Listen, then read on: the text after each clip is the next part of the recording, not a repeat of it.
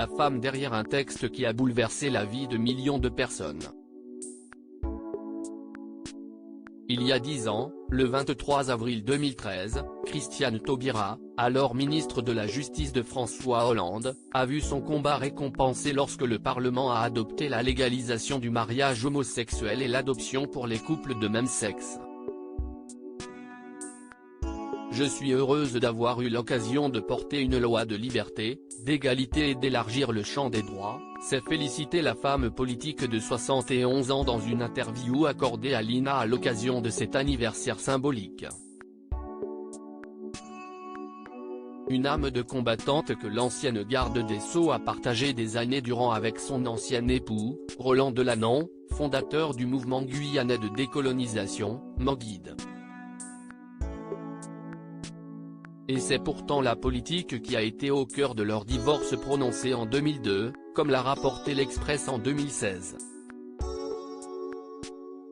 Roland Delanon, le père des 4 enfants de Christiane Taubira, Diawara, Lamine, Jamila et Noliwe, serait aujourd'hui en froid avec la femme qu'il a rencontrée dans les années 1970. Ainsi, comme l'ont rapporté nos confrères, l'ancien leader indépendantiste guyanais appellerait désormais son ex-épouse Madame Taubira. La raison de cette prise de distance ? Au fil du temps, un culte de la personnalité s'est installé autour d'elle et elle a laissé faire. Roland l'a vécu comme un reniement, a rapporté un ancien ami du couple.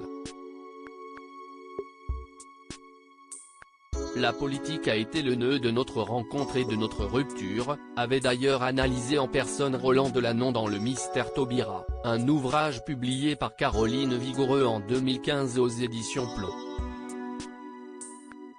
Supérieur à ces couples de pouvoir brisés par la politique, j'ai pris conscience de tout ce que j'ai loupé. Le début de la fin entre Christiane Taubira et Roland Delanon aurait commencé lorsque ce dernier a constitué une liste dissidente à celle de sa femme lors des élections régionales de 1998 en Guyane.